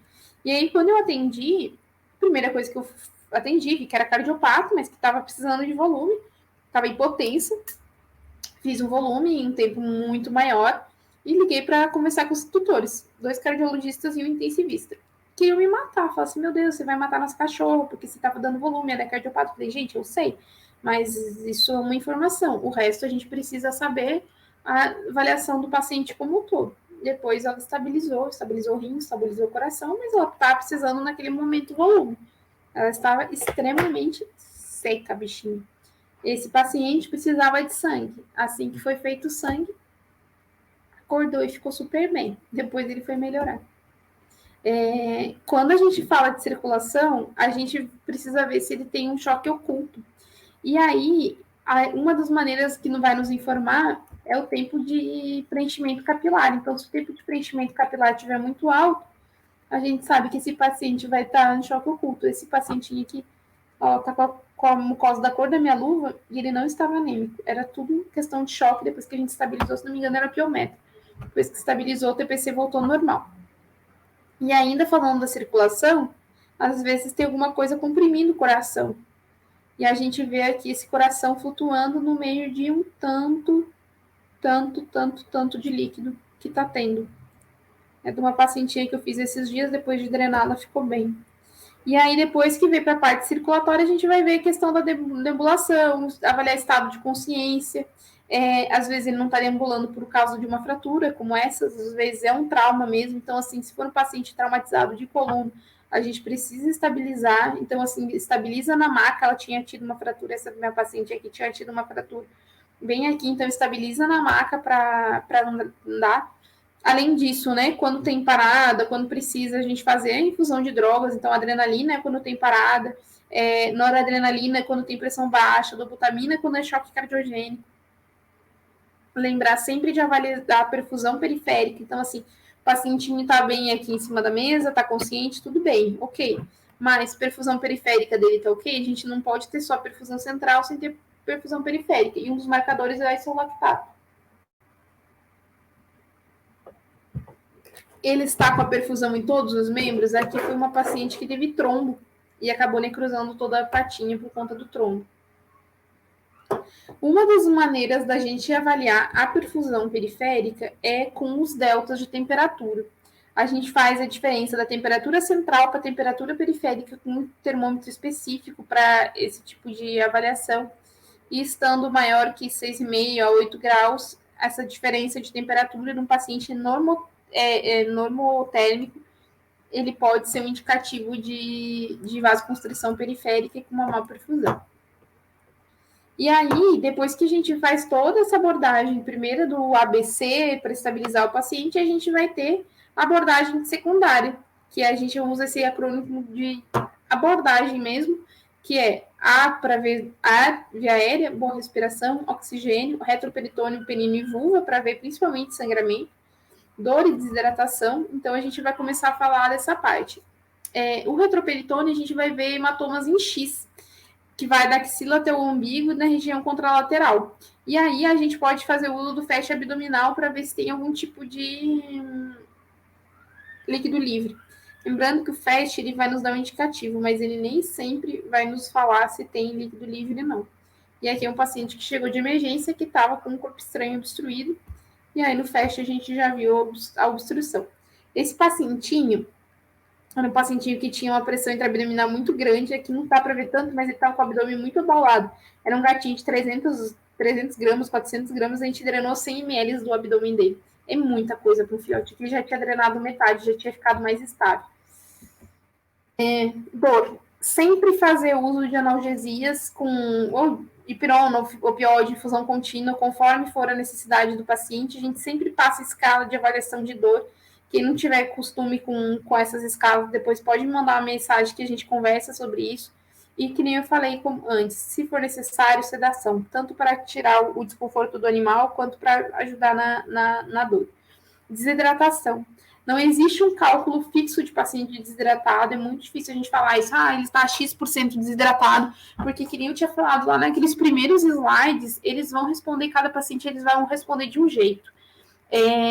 Um paciente grandão, que nem o Tora era aquele fila, ele vai responder de um jeito, e para quem é pequenininho, ele vai responder de outro. Então, o que precisa ser avaliado em relação ao volume do paciente? Avaliação à beira-leito. Às vezes a gente interna, calcula uma taxa de fluido, essa taxa ficou alta, a gente precisa baixar, às vezes ficou baixa, precisa aumentar. Então, o paciente precisa ser avaliado pelo menos em cada exame físico em relação à taxa de fluido, ver se aquilo vai ser o suficiente ou se vai ser muito. Porque se for muito, o soro demais mata talvez mais do que o soro de menos. Então, isso cada vez está sendo mais abordado na medicina, principalmente. Tanto que na medicina, hoje em dia, faz-se uso de diurético em paciente que está tendo um balanço hídrico, que fala, né, que entra mais soro do que sai positivo, é mais benéfico e os pacientes evoluem mais para diálise quando sobra soro do que quando falta. E aí, no abdômen, a gente precisa avaliar evisceração, às vezes a gente precisa corrigir primeiro parte na emergência, e aí depois fazer uma outra tipo de cirurgia. Autotransfusão é uma possibilidade para pacientes que sangraram, que não for de sangramento de neoplasia, então a gente usa o mesmo sangue para transfundir. Fazer compressão externa para diminuir o fluxo de sangue, desde que isso não cause isquemia, e ter cuidado nos pacientes com trauma crânioencefálico, principalmente hérnia diafragmática e trauma torácico. Se você apertar muito o abdômen, vai descompensar a parte respiratória. Os gânglios do paciente precisam ser avaliados, porque é uma das coisas que a gente vai avaliar para começar e depois pensar no diagnóstico. Glicemia, tanto pacientes hiperglicêmicos quanto pacientes hipoglicêmicos chegam em emergência.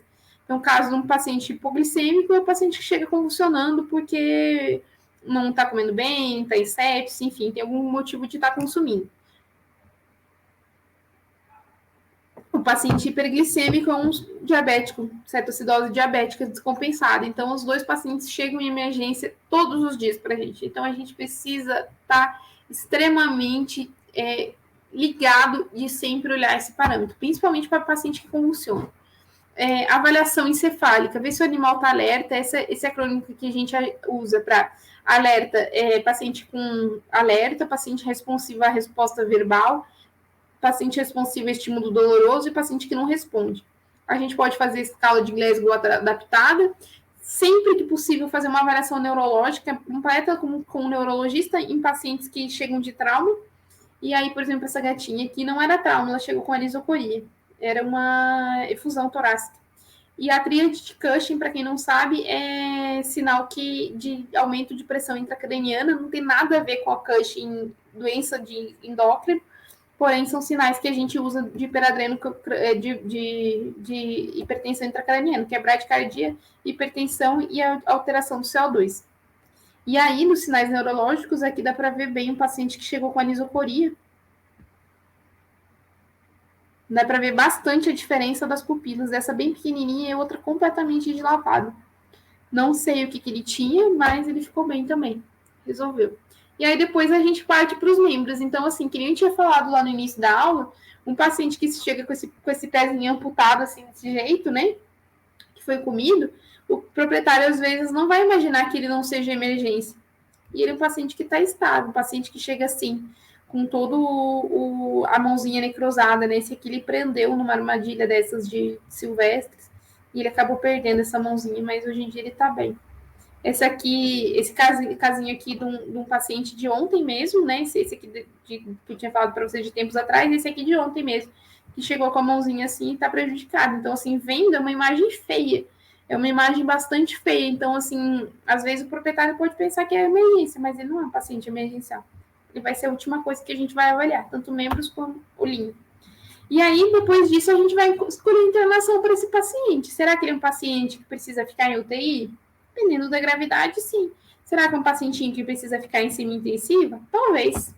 Pode ver que o mesmo da UTI e da SEMI, ele acaba ficando no mesmo lugar. A diferença é a monitorização que ele vai ter. Esse aqui é um exemplo de um pacientinho que a gente estava fazendo, estava na UTI, né? Estava no ventilador. E aí, lembrando que, independente do estágio que ele tiver, tanto na UTI quanto na SEMI, ele precisa de conforto o máximo possível. Então, sempre cuidar com relação à temperatura, deixar o paciente estável, bem, bem mais tranquilo possível. E depois disso aqui, só para exemplificar, um exemplo de uma parada que a gente conseguiu filmar, porque estava toda a equipe fazendo a massagem, fazendo o paciente no monitor, toda a equipe em cima do pacientinho. E aí, em vida de emergência, gente, é isso. Tem dias que são bons, tem dias que não são tão bons, a maioria tratando com cachorro e com gato é fofo, né? Então não tem como, assim, o preço é impagável, o valor de você ficar com o bicho alguns dias na ventilação e dar alta, assim, é uma das coisas mais gratificantes do mundo. Eu tinha ficado 2 anos fora de trabalhar em UTI, por circunstâncias da vida, e esse ano eu voltei. E, assim, para mim está sendo muito, muito, muito gratificante. Então, assim, eu não tenho palavras para agradecer, assim, a sorte que eu tive por viver essa vida. É doido, é doido. A gente precisa estudar bastante, precisa, mas lembrando que a gente sempre está tratando do amor de alguém. E aí é a coisa mais gratificante que existe. Então, é isso. E meu conselho para vocês, por isso, estudem muito, independente da área que vocês forem trabalhar.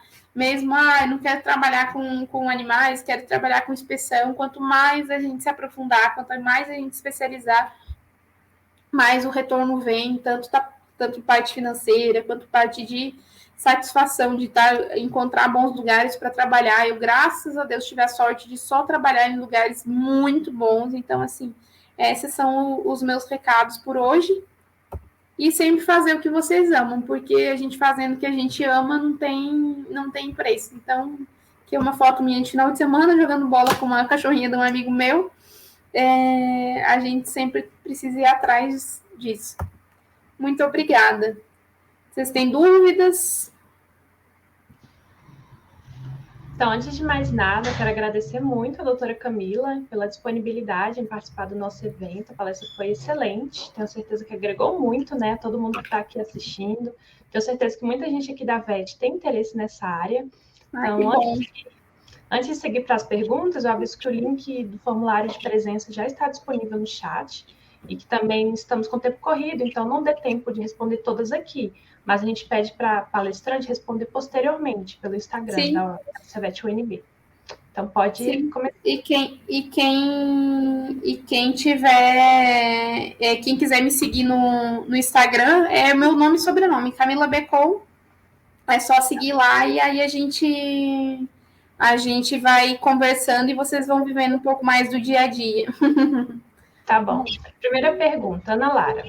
Em consultórios pequenos, o que você recomendaria como essencial para manter a ventilação num paciente até conseguir encaminhá-lo? É suficiente só cilindro de O2, material para intubação e ambulatório? Então, é o que a gente recomenda, né? O cilindro de oxigênio, o material para entubar e o ambu. O ambu, a gente tem que lembrar que ele precisa ter uma PIP, né? Que é uma pressão de expiração no final do tempo expiratório, para manter o alvéolo aberto, porque se a gente fizer muito oxigênio, ele tende a colabar esses alvéolos, né? Então, a gente precisa ser com uma PIP específica, mas a princípio é isso. Assim, até um ano atrás, eu acho que não tinha ambulância aqui, era um grande problema que a gente tinha. Hoje em dia já tem um serviço particular que disponibiliza ambulância e acaba que, nossa, agora sim, fica fácil de encaminhar para para UTI. Então, a gente acaba ficando muito mais, por exemplo, assim, se você atender um paciente mesmo num consultório pequeno, você consegue dar o primeiro atendimento e depois encaminhar. E lembrando aquilo, né?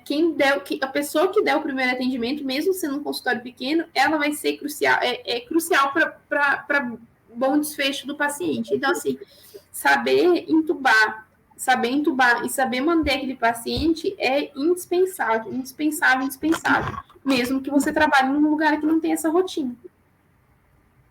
Entendi. Segunda pergunta, Luísa Souza. Quais os principais cuidados iniciais que devem se ter com um animal que sofreu TCE? Tá. Num paciente de trauma crânioencefálico, a gente vai primeiro precisar ver como que ele como que ele respondeu a esse trauma, né? Então, assim, primeira questão é estabilizar a hemodinâmica dele. O que acontece? Quando tem trauma crânioencefálico, se o paciente tem uma hipertensão intracraniana, e uma das formas de avaliar é com aqueles sinais que eu falei para vocês, com a pressão alta, frequência cardíaca baixa, alteração da parte circulatória, o que acontece? Qualquer órgão, na verdade, qualquer cavidade, digamos assim, que a gente tenha, eles precisam ter uma pressão de perfusão. A pressão de perfusão é a pressão arterial média menos a pressão que está tendo naquele local. A pressão intracraniana aumentada, ela precisa estar com essa pressão arterial elevada, por quê? Para manter essa perfusão, senão a gente acaba matando o cérebro. Então, assim, manter a hemodinâmica, primeira coisa. Segunda coisa, geralmente é paciente que vai precisar de intubação e manter no oxigênio, para a gente conseguir fazer uma boa resposta circulatória. Outra coisa, hoje em dia é contraindicado o uso de corticosteroides no trauma crânioencefálico. Então, assim, antigamente muita gente usava corticoide. Não se usa mais porque sabe-se que esses pacientes morrem mais. Então, assim, o cuidado com o paciente do trauma crânioencefálico não vai ser diferente dos outros. Você vai precisar ver via aérea. Via aérea está patente? Sim, está patente. Posso entubar para manter a ventilação? Posso entubar, entuba. Talvez precisa fazer sedação para diminuir o consumo, e manter a circulação. Então, assim, 99% dos pacientes, você vai fazer o ABC ou o CBA, no caso de paciente com problema circulatório, mas você fazendo o básico bem feito, a chance dele sobreviver, independente de ser trauma, independente de ser um crônico descompensado, qualquer coisa nesse sentido, ele vai acabar ficando melhor. Eu não sei se era nesse sentido que você tinha visto, mas assim, paciente com trauma crânioencefálico, paciente que tem aumento de pique, às vezes precisa fazer uso de manitol, medicação de analgesia, enfim, né, dá todo o suporte. Mas, assim, o básico vai ser o ABC, que nem é sempre feito.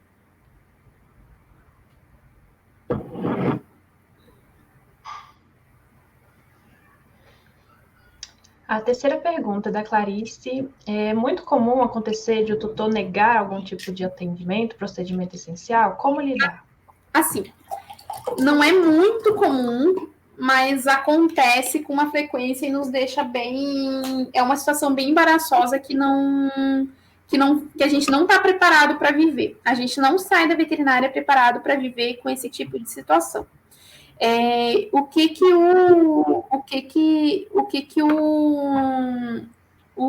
CRMV, né, o órgão que nos rege, é mandatário em relação a isso. A gente não pode negar atendimento de paciente de emergência. Paciente que tem risco iminente de óbito, a gente não pode negar atendimento em relação ao conselho de ética. Pacientes urgentes que precisam, por exemplo, passar por uma cirurgia para estabilizar, enfim, se não for emergência, a gente pode negar em relação ao tutor não autorizar. Qual que é o grande problema? Se você negar o atendimento de um paciente, mesmo estando urgente, e ele atravessar a rua e morrer do outro lado da rua, é um problema ético e muito grande para você, principalmente em épocas de redes sociais. Você pode fazer uso de alguns termos para o tutor autorizar de que não tenha a intenção de dar prosseguimento daquele paciente, né? Existe um Instagram também que é muito, muito, muito bom, que aborda muito essa parte legal, que é de uma advogada que trabalha com essa parte legal na medicina veterinária, e ela defende a classe muito interessante, que chama Direito Vet Oficial, para você seguir em relação a isso. O que a gente precisa fazer? Primeira coisa desse tipo de procedimento, a gente precisa estar muito preparado psicologicamente. Eu acho que esse é o calcanhar de Aquiles de qualquer veterinário, de você atender um paciente que precisa de atendimento e o tutor se negar. E, às vezes, se negam por falta de querer cuidar do paciente, não é nem por dinheiro. Eu tenho um cachorro que eu resgatei na UNB, que eu vi que a pessoa que resgatou ele tinha condição de cuidar, só que não queria e abandonou o cachorro lá, sem nem dizer de onde que tinha pego o cachorro, e ele tinha dono, e até hoje eu não consegui achar o dono dele, enfim, hoje em dia já tem 7 anos que está comigo, né? Mas, assim, é muito complicado. Então, assim, primeira coisa, como lidar? Primeira coisa, preparar o psicológico. Isso vai acontecer, independente de onde você trabalhar. Geralmente, quem trabalha em hospital público, as pessoas acham que, por ser público, eles têm a obrigação de cuidar dos animais. Então, assim, já aconteceu da gente receber um paciente abandonado na UNB uma vez, e na polícia prestar a queixa e a pessoa, o policial falar assim, mas eles não abandonou, ele deixou o cuidado de vocês. Eu falei, que cuidado da gente? Não fui eu que fui lá na rua, resgatei a caixa de ninhada dos cachorrinhos, né? Enfim. Então, tem esse grande empecilho. Então, assim, o ideal é tentar explicar tudo, registrar tudo em prontuário. Prontuário é documento. Então, assim, registrar tudo em prontuário para poder dar prosseguimento no caso. Ontem aconteceu, na clínica que eu trabalho, o cachorrinho foi atendido, trauma crânioencefálico, estava ruim, precisava fazer vários procedimentos, o tutor não quis pagar, não quis deixar, não quis levar para o público, enfim, beleza. Passou, assinou termo, enfim. Pensa que não, 12 horas depois, volta um senhorzinho muito carente também, que é de um bairro mais humilde daqui de Brasília, com o cachorrinho, porque o cachorrinho tinha sido abandonado no meio da rua, o senhorzinho tinha achado o cachorrinho, no meio do nada. Então, assim, é difícil. É a situação mais complicada, mas tem que se preparar, tanto legalmente quanto psicologicamente, porque isso vai acontecer, infelizmente. Enquanto a gente não tiver órgãos que punem da forma que deve ser punido, vai acontecer. Pergunta da Cris: o que te inspirou a escolher essa área? Como manter a saúde emocional e mental com essa rotina? Então, o que me inspirou, assim, eu sempre gostei muito de cuidar. E desde que eu era criança eu já sabia que eu queria ser veterinário. O que me inspirou, assim, o que eu decidi trabalhar com emergência, eu acho que foi quando eu perdi um cachorro meu, e o veterinário não tinha o que fazer, entendeu? Isso eu acho que foi o que me inspirou. E aí, desde então, eu falei que eu ia ser cirurgiã. Eu tinha na minha cabeça que eu ia ser cirurgiã, e ia ser cirurgiã porque eu queria cuidar de emergência. Quando eu cheguei na veterinária, quando eu comecei a fazer, eu conheci a parte de terapia intensiva com o professor Rodrigo Rabelo. E aí, cada vez que eu ia numa palestra dele, cada vez que eu via ele falando, eu falei, gente, é isso que eu quero para minha vida. A cardiologia já apareceu de outra forma. Quando eu fui fazer estágio na UNB, era o único setor que aceitava estagiário. Eu falei, não, então é isso. E aí eu acabei me apaixonando. Então, assim, hoje são as duas áreas que eu tenho paixão, junto com a geriatria. Então, assim, eu tenho paixão, assim, eu nasci para fazer isso. Em relação à saúde mental, é extremamente importante você fazer coisas que você goste, fora da veterinária. E, assim, a minha rotina, ainda mais agora que eu tô fazendo 2 pós-graduação junto, eu tô trabalhando em 2 lugares diferentes, tô atendendo cardio rolante. Cara, eu passo o dia inteiro na rua, eu quase não vejo o meu namorado aqui em casa, quase não vejo os cachorros, passo o dia inteiro na rua. Mas tem momentos que eu separo para fazer coisas que eu gosto, e disso, assim, combina escala, enfim, para que isso não interfira no seu dia a dia. Terapia ajuda muito, muito, muito, muito. Tem dias na terapia que eu só choro por conta de coisas que acontecem. Assim, como eu trabalho com áreas críticas, eu tenho uma carga emocional muito grande de fazer eutanásia também, que acaba pesando. Mas você tem que saber, assim, o que me deixa muito tranquilo é saber que você está sempre dando o máximo para aquele paciente. Que aquele paciente está sempre sendo cuidado da melhor forma possível. E aí, cada melhora, cada alta que a gente dá, cara, é a maior alegria do mundo. Então, acho que isso que me inspira todo dia. E a saúde mental a gente precisa cuidar, porque assim, a veterinária como um todo é uma área muito pesada em relação à saúde mental. Então, a gente precisa fazer coisas que a gente gosta e precisa estar assim, pronto para aquilo. E para mim, uma das coisas que me ajuda muito é jogar futebol. Eu jogo futebol no dia que tiver, vai ter um horário para separado para jogar futebol, porque é uma coisa que eu gosto muito. Então, vai ter esse para a gente ficar com a cabeça boa também para poder trabalhar e ajudar os pacientes. Próxima pergunta da Giovana. Como abordar casos de intoxicação sem saber a origem da causa? Hoje, então, a intoxicação, ela vai entrar, você vai abordar da mesma maneira. O diagnóstico da intoxicação você vai chegar depois. Então, a mesma coisa, você vai fazer o ABC, vai tentar fazer a circulação, melhorar a circulação, e aí, sabendo da causa base, sabendo o que foi, a gente vai tratar. Então, assim, se o paciente tiver bradicardia, como em muita intoxicação, você vai fazer uso de atropina. Se o paciente foi por via oral, você vai fazer uso de carvão ativado. Mas, assim, o ABC, todo esse esquema de atendimento de emergência, não vai ser diferente. Não vai ser diferente. Então, vai ser o mesmo protocolo.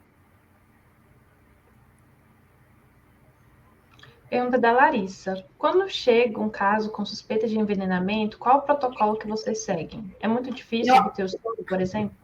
Eu acho que ela deveria estar falando de cobra, né? Mesma coisa para a Giovana. O protocolo inicial de atendimento de emergência não varia dos pacientes intoxicados. O que vai ser diferente? O diagnóstico que a gente vai chegar. A gente sabe qual cobra é, a gente vai usar o soro específico. Não sabe qual a cobra foi, a gente tem um soro específico. E aí tentar dando suporte para o paciente eliminar essas toxinas. Mas é basicamente o protocolo de atendimento, não tem uma receita de bolo, assim. Você tem que ir pelo que o paciente está apresentando. Pergunta da Bruna. Quão acessível é e quão comumente vocês costumam pedir hemocomponentes e hemoderivados sem ser o sangue total, considerando o paciente que se beneficiaria desses hemoderivados, por exemplo? Tá. Acessível. Não é muito na parte financeira. Uma bolsa pequena de sangue hoje custa em torno de R$700. Mais ou menos isso. Aqui em Brasília existem 2 centros de distribuição de bolsa de sangue, né, e de hemoderivados que nos auxiliam muito. Assim, no geral, os 2 lugares que eu trabalho são lugares de referência. Então, assim, lá a gente consegue trabalhar com só hemoderivados. O sangue total, ele só se beneficiaria nesses casos em paciente que você precisa de uso imediato, que não dá tempo de chegar a uma bolsa de sangue. Então, por exemplo, num trauma agudo, que o dono já vem com outro cachorro, já usei muito mesmo. Quando eu comecei a trabalhar, não tinha tanta facilidade. E aí a gente usava muito, assim, tem uma chance maior de inflamar, tem uma série de questões, mas é o que tem. Então, assim, pacientes que você precisa de sangue, é difícil que você arque você mantenha o paciente estável à base de outras coisas que não sangue. Então, a gente precisa acabar usando, às vezes, outras coisas. Mas quando você consegue trabalhar com um hemoderivato, assim, é muito, muito, muito mais fácil, porque você transfunde exatamente o que o paciente precisa e a chance de dar problema é menor. Pergunta da Giovana Borges. Como lidar com os tutores quando existem emergências de graus piores, tendo que ser passados na frente no atendimento? É difícil, é muito difícil, assim, isso quem... Hoje, agora que eu vi que é você, existe, assim, o principal é ter uma equipe de staff, por exemplo, de recepção muito bem preparada. Eles vão segurar a bronca lá na frente muito mais que você, porque você vai estar dentro atendendo, entendeu? Então, assim, é muito difícil, você precisa explicar, e geralmente eu tento usar da forma de empatia. Você gostaria que seu paciente, seu cachorro tivesse pior e ele fosse atendido depois porque tem um que está melhor que ele está vacinando, por exemplo? Então, assim, lugares que são maiores geralmente tem mais de um médico para atender, que facilita bastante. Mas lugares menores, cara, paciência, você vai ouvir, assim, isso é bem desgastante também, é uma das coisas mais desgastantes que tem. Mas, assim, a maioria das pessoas acabam se botando no lugar do outro e acaba aceitando e respeitando. Não é, mas sempre vai ter um barraqueiro que vai deixar fazer sua vida inferno um dia. Paciência. Paciência, você faz o que sua ética manda. E é isso, não tem muito para onde fugir. Pergunta do Luiz Gustavo. Doutora, com base na sua experiência, quais são os casos de urgência e emergência mais comuns na sua rotina? Particularmente, eu vejo que casos de dispneia têm prognósticos geralmente ruins. E é isso mesmo. Paciente dispneico geralmente tem um prognóstico ruim. Dependendo, porque assim, eles mascaram muito sinal clínico. Então, geralmente, quando eles chegam dispneico, eles já têm uma situação muito avançada. Essa semana, sábado, eu fui fazer um eco de uma cachorrinha. E ela, cheguei na internação, ela estava meio ofegante, assim, meio dispneica, e quando eu fui fazer o eco dela, já tinha uma neoplasia bem grande no tórax dela, e aí, cara, me cortou o coração, porque eu já sabia que o prognóstico daquela paciente já era bem desfavorável. Eu fui para fazer o eco, para ver se tinha alguma coisa no coração. Quando eu escutei, já vi que estava crepitando, eu falei, será? Mas não tinha sopro, mesmo sendo grande, eu falei, acho que do coração não é, e realmente era problema pulmonar. Muitas vezes eles até poderiam ter um prognóstico bom ficando em ventilação, por exemplo, o tutor não tem condição de deixar porque acaba sendo um serviço muito caro. Outra coisa também que eu vejo assim, que aí as emergências mais comuns na minha rotina, né? Como eu atendo muita geriatria, para mim os mais comuns é insuficiência renal e cardíaco descompensado de emergência. Piometra, uns anos atrás a gente via muito, hoje em dia é bem raro a gente ver piometra, que era uma situação de emergência, urgência, emergência bem corriqueira. Dispneia, cardíaco, geralmente tumor, colapso de traqueia, cada vez a gente está vendo mais, e aí o prognóstico é um pouco mais favorável a curto prazo e desfavorável a longo prazo. E aí, e o beabá da internação, o que mais atende é gastroenterite.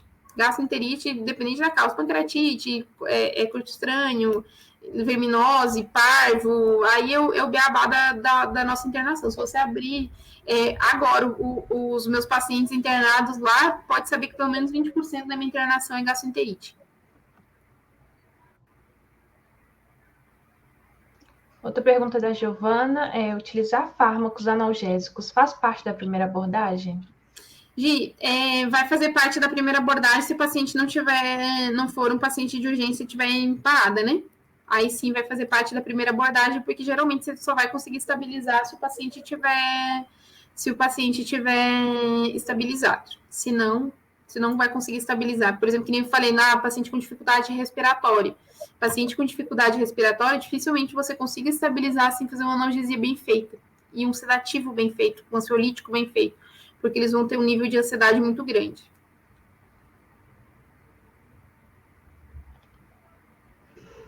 Então é isso, eu acho que não temos mais perguntas, né? Novamente, muito obrigada pela palestra, foi assim, muito enriquecedora, todo mundo está elogiando ali no chat. Ai, que bom! E é isso, agradecemos a participação e a presença, até mais. Agradeço o convite, até mais, gente. Tchau, tchau.